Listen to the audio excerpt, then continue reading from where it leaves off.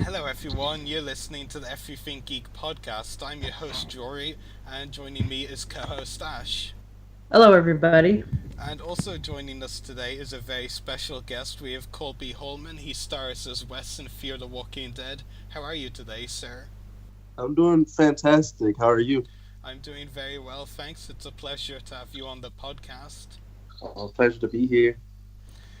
Congratulations, by the way, on becoming a series regular on Fear the Walking Dead. I know you were Thank recently you. promoted, so I'm very, Thank you. Thank yeah, you. very excited. I'm looking forward to seeing a lot more of you next season on the show. Oh yeah, I'm excited for you guys to see it.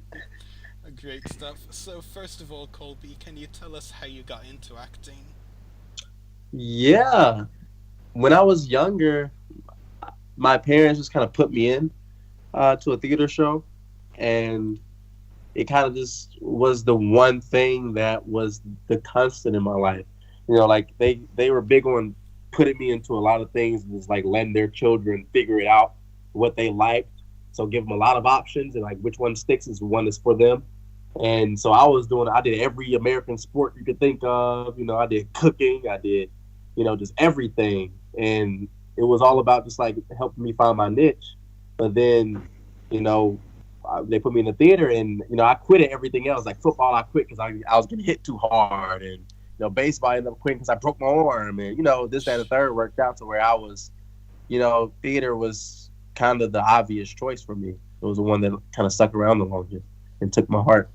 Yeah, absolutely. But Yeah. that's like really nice that your family were like very supportive right from the beginning. Because obviously some families would want their children to go down a certain career path. But it sounds like you had a lot of freedom going growing up to like find out what you wanted to do. Yeah, I mean, I will say, like, when I was growing up, my parents, were really wanted me to, you know, go to college and like have like a nice, sturdy, reliable career. And I was like the smart one growing up out of my siblings, and they kind of thought, like, this guy's gonna be fine. He's gonna have a future. He's smart. He's gonna make it work. And so when I was about to go to college, I actually made the decision to, you know, go down that path and go to a college and get a nice degree and drop acting. But like halfway through the summer, my mom and then like a friend of ours, they kind of just talked some sense into me. And my mom just looked at me. She's like, "You don't seem like you're gonna be happy, with a decision the way we want you to be."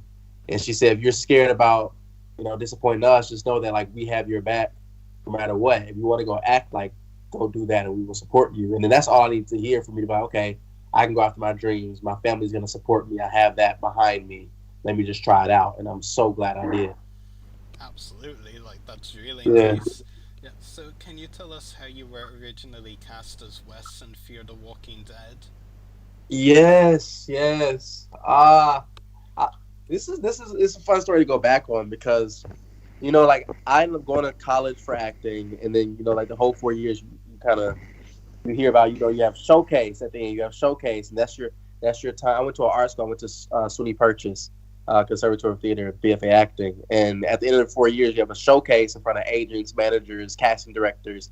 One in Los Angeles, one in New York City, and so you kind of like from the day when you get there, you're like, okay, like that's gonna happen, that's coming, and so came up when we had our showcase, and the one in Los Angeles, I actually got seen by the women that are casting for Fear the Walking Dead, and they called me in for like a general audition meeting like the following day, but we were leaving from Los Angeles, so I didn't have time to meet up with them.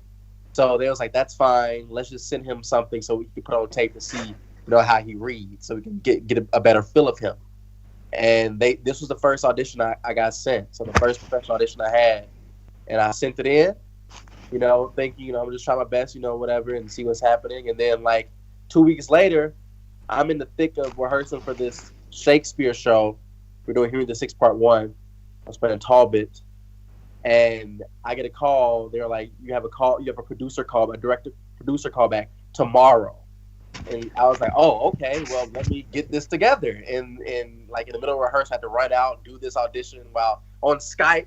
with like all my friends running past me, like, "What are you doing? What are you doing, Colby?" I was like acting through talking like with them, and so Ian and Andrew were very understanding, and they loved it, and they gave me notes, and I did the call back. And eventually, I got the call, like the day before I got flown out to do the first episode. They told me that I was one that got the role. That's So fantastic. Yeah. yeah, So yeah, so it's a very quick turnaround on the show, like one day yeah. between until you like got the role and like one day to like send it in and everything. Like there was a very quick turnaround with Fear the Walking Dead. Yeah, it was pretty intense, but I guess that's how the business moves, especially like TV. They have like a lot of material that's coming out, so they're constantly casting. So I just kind of like came in at the right time at the right place, and they saw me. It worked out.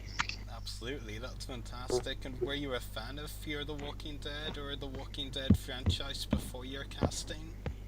No, I've never been one to be into like zombies or like mythical creature, like things like that. It's just not really been something I've been interested in.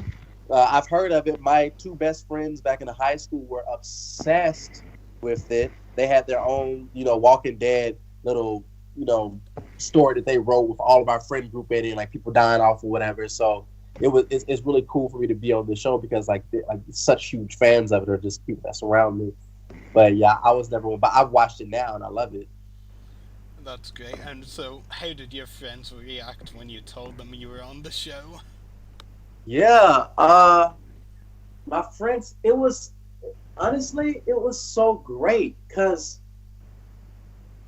I didn't realize how many people around me supported me as much as they did, and it was just like the genuine happiness for me and excitement for just like seeing me get to do what I love to do was just it came out in full force, and like my community because I had to drop out of the Shakespeare show that I was doing to film this show, and I really made it pretty difficult on the company of actors that was surrounding me in the show because they had to make it work, casting somebody else in the last minute to do that role, and it was a big burden, but they really were backing me on it, and they wanted me to just thrive and then go out there and do my best, and they were willing to put in that extra effort so I can do it.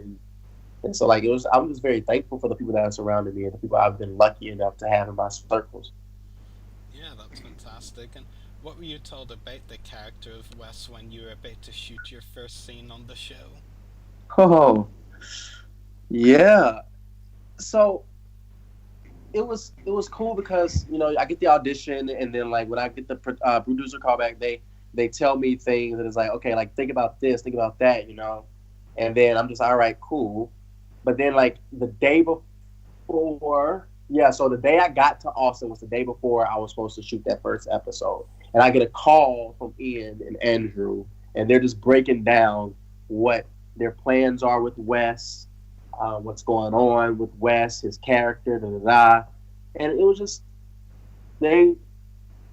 I don't really know how much I can reveal, but I just know that he's someone that's kind of like been alone in this apocalypse, for the past few years, and one can assume it just hasn't been that great for him to have the outlook that he does, and so it's just kind of like they told me a lot of backstory. I mean, but you guys have just met Wes, and there's a lot about Wes that people don't know, have not been revealed yet. So, and most of what they told me were just all backstory. I think you guys are gonna learn more about that in the coming, episodes.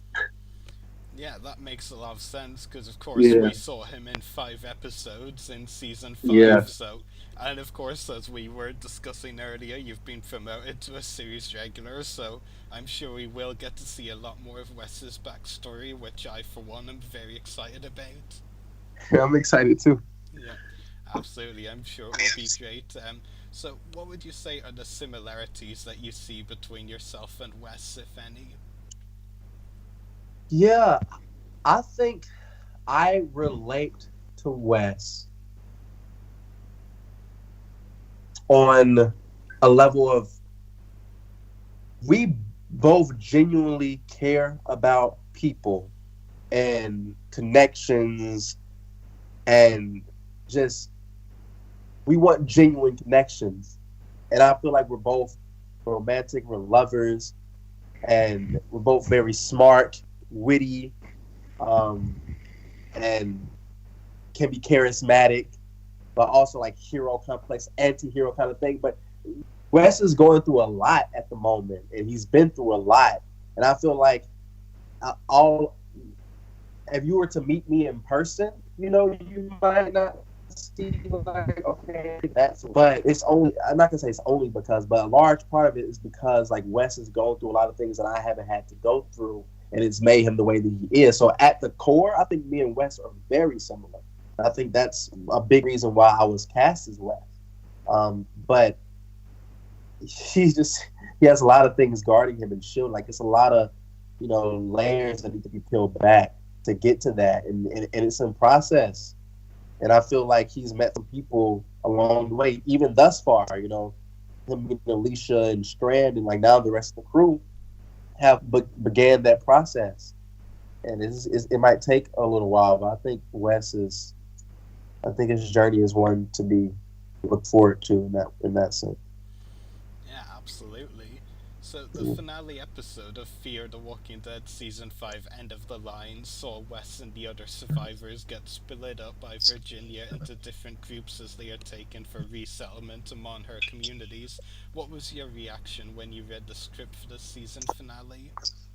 When I read the script, I was just like, okay, well, I know the fans are going to be interested in what's going on with that, but like me as Wes reading it, it was just I haven't really known these people for that long, and I'm kind of used to the world throwing curveballs, and it's just kind of a part of the game. And yeah, they're splitting us up. You see who I left with or whatever. I'm pretty much with when they split us up with the people that I expected to be with, the people I was closest with. So I have the things that I need to be comfortable in this situation, but it's going to be harder for us to make the moves we need to make to get out of this situation, with us being split up the way that it is, and me thinking logically, strategically. I was like, okay, let me figure out how I can best serve the group from separate posts, but I'm not. I wasn't too connected with people to where it's like, heartbreaking for me to leave them. People come and go. People are people. Yeah, absolutely. What was it like on set shooting those scenes where the survivors were getting split up? Yeah, it was one moment in particular that, struck me. It was when you saw Sarah and Wendell getting separated. And, she screams at the car, like, I forgot exactly what her line was, but she screams at the car that was taking away Wendell, and it was heartbreaking. And I'm just sitting there, like not watching, but like experiencing it, because I'm walking past in that moment, and you just hear her, like it was visceral, her response to it, and I kind of like just felt the whole history in that one moment. I thought it was wonderfully done. Absolutely, yeah, it was one of the most gut wrenching separations for sure with Sarah Yeah, and Wendell. Yeah, yeah. yeah, definitely. What are your favorite memories from your time working on Fear so far? Oh yes. There's this one scene in my second episode, 511. There was this time where I was running after the man that stole my manuscript, and then Coleman Domingo Strand, who plays Strand, he tackled me to the ground. You know, well, I guess like I was running past, and like he tried to get in front of me to stop me, but then my force kind of made us both go to the ground. But I had to like wrestle my way up and try to still chase him.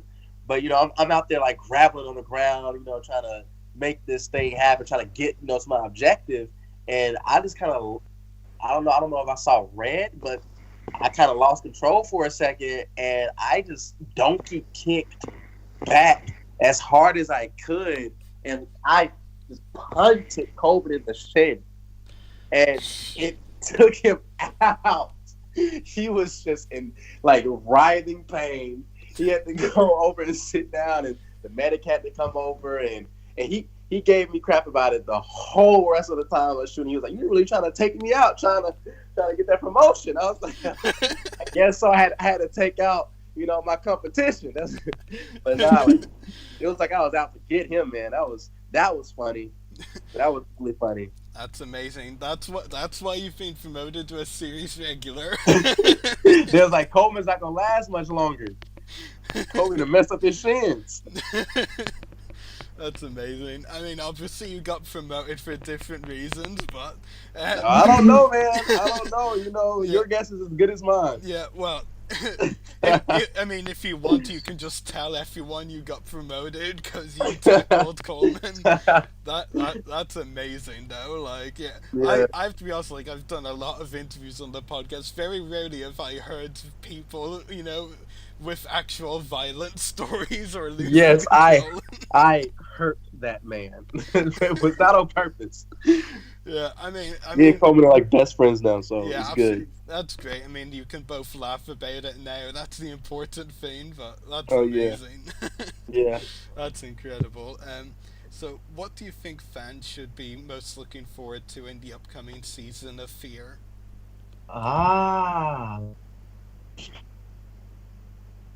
yes. I'm very excited because like last few seasons, the group has been together and about like this, like we've been kind of empowered in our hope, and this season I feel like challenges that, and I think it's very unexpected.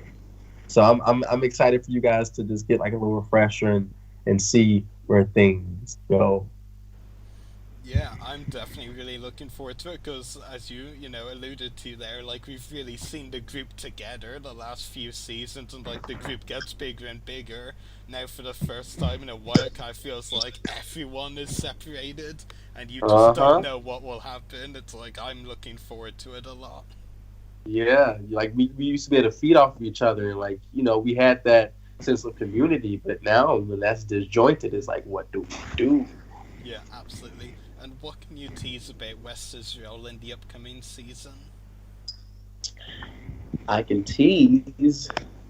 Cool. What can I tease?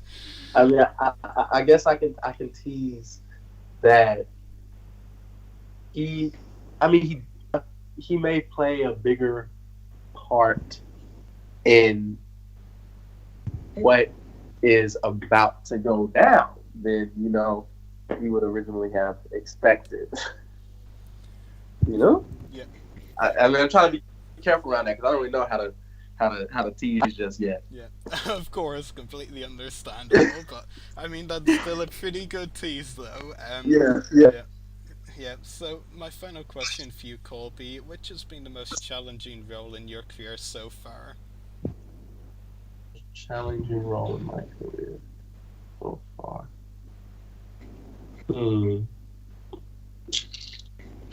I have like a lot of roles that are challenging for different reasons. I think one of the roles that I did, yeah. So this one was challenging, like a role that I did a play. We did Abigail 1702, and we had did the Crucible, and then Abigail 1702 is kind of like it's like a fantasy fan fiction of like a Crucible Part Two. And it was like written by the guy that wrote Riverdale, you know. And it is, I played this character. His name was John Brown. And if you're familiar with theater, you know that the week before we open a show, we have to go into tech, and that's when we do all the lighting, the sound, all of that stuff. Like get into the actual theater and putting the show up in the theater before you open the show. You have a Yeah, week before you open.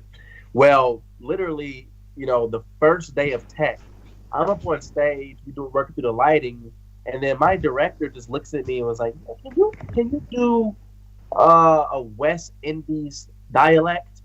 And I was like, this I have no experience with it. I've heard, and I might be able to pull out like a Nigerian dialect. If I had time, I could try it. And she said, okay, yeah, just for the rest of the rehearsal today, just do the character in Nigerian dialect. And I was like, okay. And then I did it. And at the end of the rehearsal that day, she said, okay, yeah, now the character is Nigerian. And this was like 6 days before the show opened.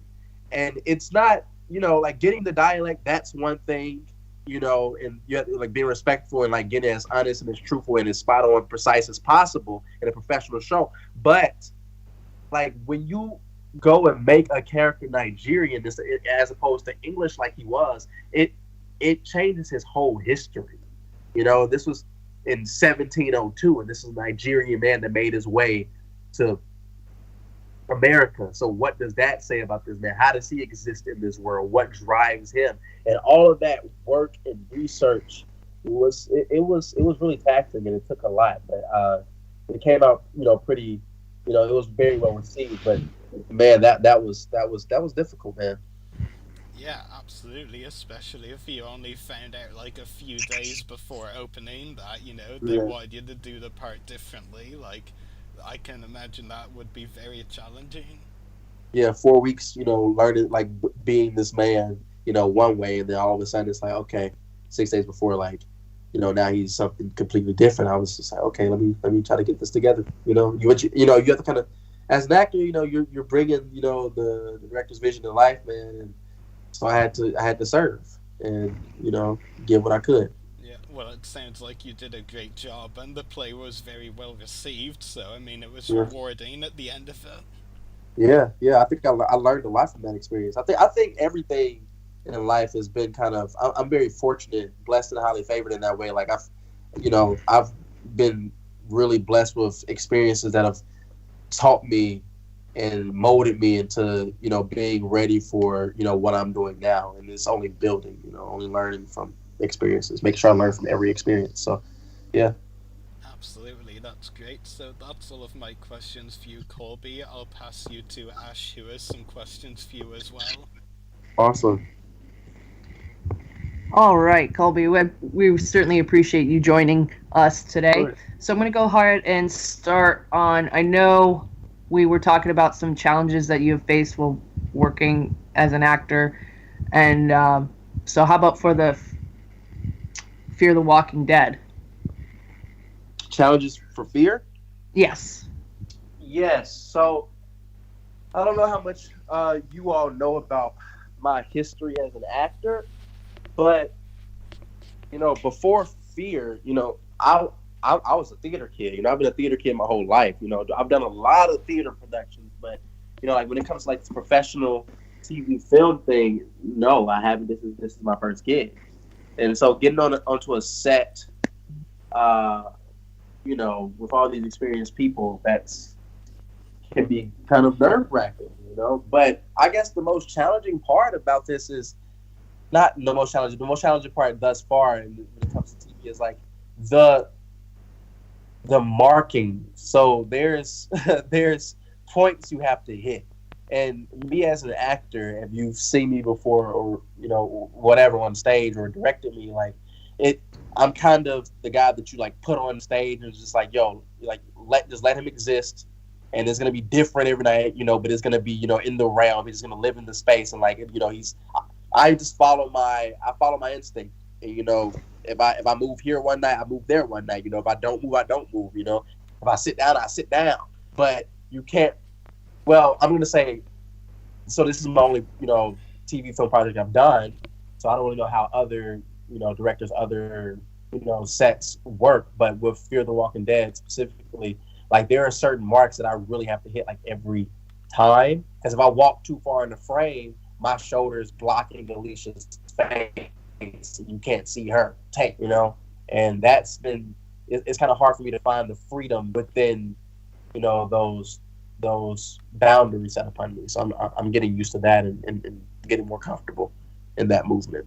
Oh, absolutely. And I Yeah. can't even imagine the pressure that you would have on yourself when you're going to be part of, a well loved and critically acclaimed franchise such as Fear the Walking Dead and The Walking Dead. So, can you tell us a little bit what it was like your first day on set for Fear the Walking Dead? Oh yes, yes. This is a good memory. So I woke up. They came and got me like I had to be on set at like 5:30 in the morning, and so this is before this is crack of dawn, and I get to my trailer and like this is all new to me. So I get to my trailer and then like my contract sitting there and my costumes there. People are greeting, talking to me, and this is so like the breakfast tent is there. It's, like when they call me to the hair and makeup tent, and I meet everybody, and that's cool because I haven't really had anybody doing my hair and makeup like that before. And then I go back to my trailer, sit there, and then they come and get me to shuttle me over to set. And then my first day on set, it was after they took a break, like a week or two break. So everybody was like back for the first day of filming. I was the only actor on set at that time. Because if you remember my first episode, when they introduced me, the whole first like maybe 2 minutes of that, it was just me, walking through the gas station and checking things out. So it was me alone. Oh, And wow. yeah, so it was nice because I didn't have to like I had all that time on myself, and they were very patient with me, and they just kind of allowed me the space to just you know, acquainted with my surroundings and where we were at, and like okay, now I'm in this thing. Before they brought in Matt Frewer, who played Logan, and it was like, yeah, he's been acting 40 years, 40-year veteran actor. I'm just like, oh, like I'm like, okay, whoa, I gotta be on my dot my eyes with this guy because he's a 40-year veteran actor. But they let me have that those hours and hours alone so I can get comfortable. So then when he came on, I was already in the world and I was ready for it, so I could just play with it. So I think they set it up very strategically, and they're very smart with it because they knew I hadn't done it before. And yeah, so my first day on set was wonderful. I think it was. I would hope everybody's first day on like a major set could be like mine was, because it was a godsend. That's incredible because I've heard from, especially from The Walking Dead, there's a huge amount of camaraderie, not just between the actors and the actresses, but also the people who are behind the scenes. So it's really neat to see that also flow right into Fear the Walking Dead, which is, of Oh yeah, course, a very successful spinoff. yeah. We have the best crew. Like I feel like everybody on set is just so wonderful. And I asked about it because I was just like, why are these people so amazing? And in the words, I forgot who said it, but they were just like, well, it comes down to the point where it's good people want to work with other good people, like good natured people. And if you don't fit that bill, if you're not on the same page of wanting the best for just everybody around you, or just bringing up the spirits of everybody around you, then like you know, we feel that and we don't want that, in our space. So we have got together a crew that, exude this healing, very energetic and enthusiastic energy. And I can say for a fact that is exactly what Fear the Walking Dead is. Oh, for sure. And you can see that chemistry just exuding between the cast members, and then, of course, how you guys are taken care of behind the scenes. It's just absolutely marvelous. Yeah. So, if you could play any role or be in any franchise that you haven't been a part of yet, what would it be? Yeah. I feel like it's constantly changing. Because if you asked me this yesterday, I would have told you something different. But like, I would have loved to have been in Game of Thrones. I would have loved Yes. to been, Fresh Prince of Bel Air. Oh, yeah. I would have loved, like it's just, Miles Morales. Oh my! If they come out with a live action Miles or Static Shock, I would love to be Static Shock. Like if I was to be a superhero, I could definitely do Static Shock. So whoever's listening to this that might have some connections, I'm here. But also, okay, so Denzel Washington is producing all of the canon of August Wilson plays.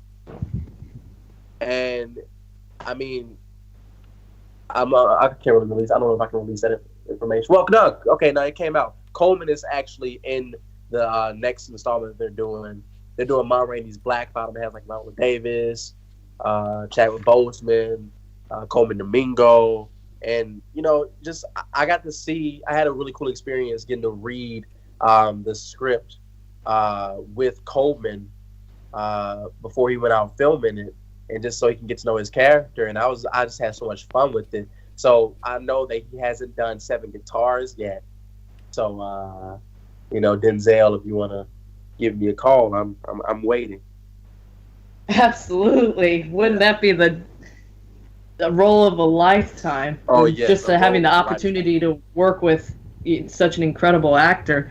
But hey, they're doing reboots all the time, so we might see a reboot live action of Static Shock, which that was an excellent show back in the day. Hey, Miles Morales, we might see a live action of that, especially with the success of Into the Spider-Universe. Mm-hmm. And then, hey, maybe Fresh Prince of Bel-Air. So, hey, the world is your oyster. So hopefully that does come to pass, and then you can look on there and be like, wow, I remember talking about this on a podcast interview, and look, now it's happening. I really believe in speaking into existence. Really there you go. Yeah. Very much so. Yeah. So who has been your biggest inspiration or role model in the acting industry? It can be someone you admired growing up and or someone you've met along the way in your acting journey. Okay. Well, I just mentioned Denzel, and he was my screensaver for as long as I can remember. So I mean, yes, but I guess more hands-on. When I was growing up, there was these two actors that I had the privilege to work with in my formative years. This was when I was just budding, just starting out as a kid. I got to work with this man named Sylvester Little Jr. and then this other man named Cecil Washington Jr. And they're African American actors from my hometown, Birmingham, Alabama, and I got to do Raising in the Sun with Sylvester Little Jr. and he was Walter Lee. I was Travis, and it was just an intimate. I got to be in such close proximity with this man and got to see his process every night, and he really. I can't get his performance. I can't get his Walter Lee out of my head to this day. And then Cecil Washington Jr. We did a production of Ruined by Lynn Nottage, and he played Christian. And there was this one scene between Christian and Mama Nadi, and that was when I knew I wanted to be an actor. But I don't think I knew it until later that was the moment, but it was where they're just standing on stage and they're dancing with each other. It was this connection that was palpable, and I'm sitting backstage watching from the wings, and I was just these people didn't know each other before this production, but they got to experience something so real in this moment, and that really sparked something in me, and then now more recently, Coleman Domingo has been a huge inspiration for me. He really put me under his wing when I got to set, and we hung out a lot, and he just gave me a lot of knowledge and tools that I need to move forward in this industry, and it's nice to have somebody like that in my corner that I can look for. He has a career that anybody will look to and respect and want. He's producing, he's writing, he's directing, he's acting. He has his toe in everyone, and he's such a creative mind that it's so great to have that person in my life at this moment in time. Right now at such a pivotal moment in my career. Of course, he sounds like a modern day Renaissance man. Which, if you can have many talents such as him, it's incredible to have somebody like that be a part of your life and influence you along the way. Yeah, he is a Renaissance man. What's the most unique role you have played so far? Most unique role I've played so far. Most unique role I've played so far. Ooh. Oh, I'm not. Okay, yeah, I did this show in the high school. It was we did this show called The Escapades of Scaramouche, and it was a Commedia dell'arte show, Italian comedy show. And but in Commedia dell'arte, uh, there are these stock characters that like are they have like the same attributes. You know, like it's very specific how you play these characters, but they have masks, so you wear masks to play them. But people train, you know, for years in the art of commedia dell'arte, and and so I got the privilege of playing this one of the characters. His name is Pantalone, and he's just like this old man. He's kind of like creepy, you know, very like he's known to be kind of sexual. You know, he has like a I don't really know how much I can say on this podcast, but like he has like a money sack he like wears in between his legs. It's kind of like signifying of something else.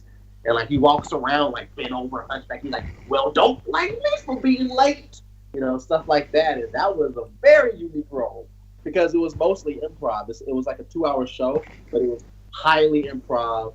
And I was just like really just having a lot of fun with it every night and just hoping for the best. Hopefully nobody gets hurt. Wow. Yeah. Theater affords a lot of unique experiences.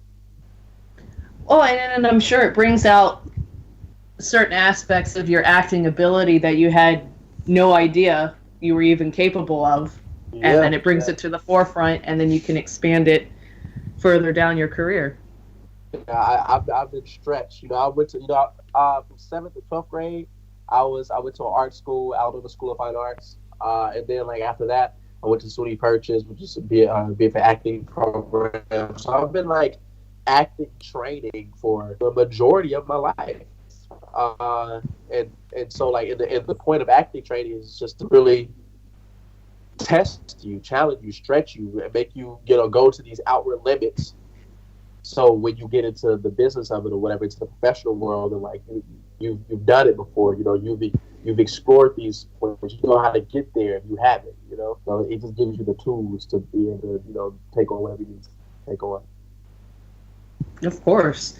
And my final question for you is, what has been the most rewarding part of being an actor? Most rewarding part of being an actor,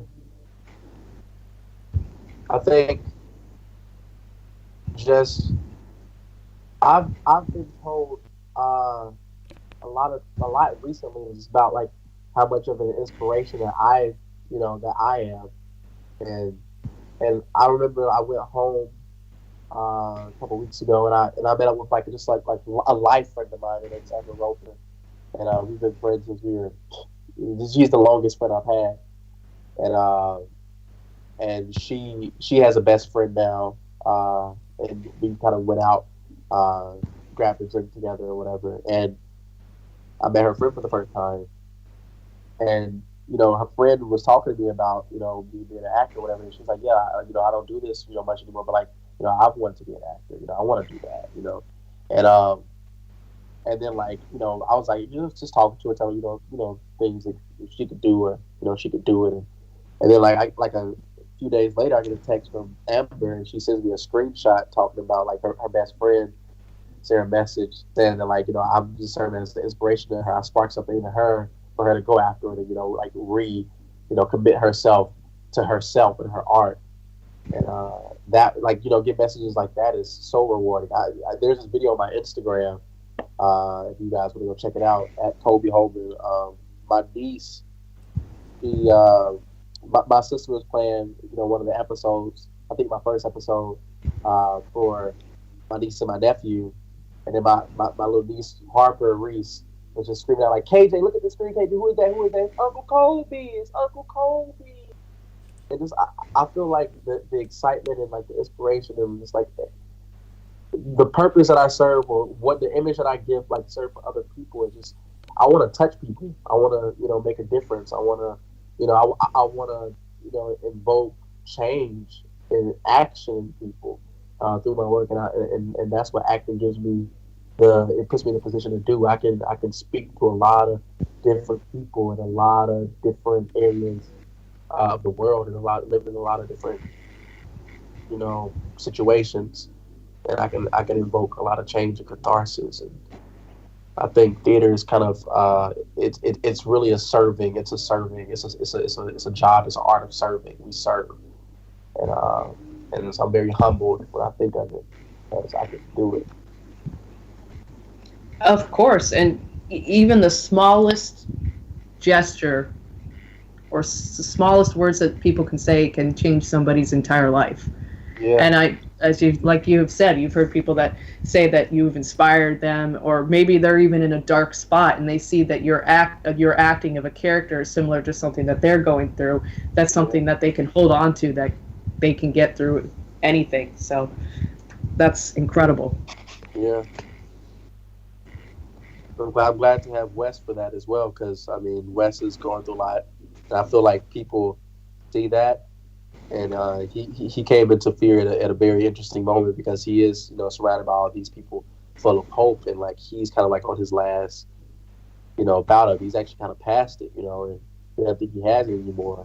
Like he's given up on it, and I feel like some people can really start, or not start, but like people can really relate to that and see, maybe some of that like that giving up hope, in themselves, and but fans, of the show that hit me up on Instagram or send me, mail or whatever, and like talk about like how they really like how Wes, really hits them, resonates with them, and I'm very fortunate to be able to play, a character that does that to a lot of people.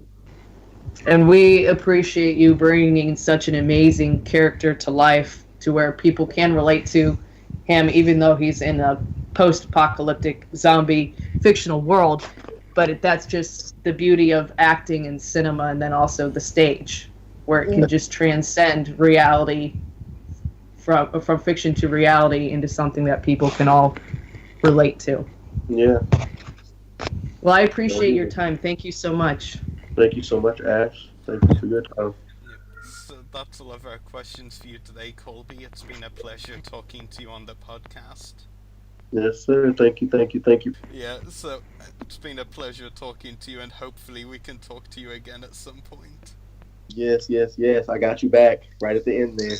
Yeah, great stuff. Yeah. So I look forward to talking to you again, Colby. Thanks again for joining us, and take care. Bye. Awesome. Bye.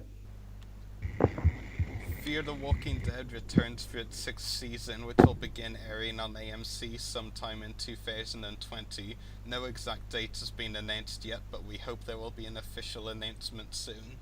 Make sure to check out our podcast links, check out our website.everythinggeekpodcast.com/EGP, check out our Facebook page, www.facebook.com/everythinggeekpodcast, check out our YouTube channel, www.youtube.com/user/everythinggeekcast, check us out on Twitter, twitter.com/everythinggeekp, check us out on Instagram, instagram.com/official everythinggeekpodcast. Email us at the following email, everythinggeekpodcast@gmail.com.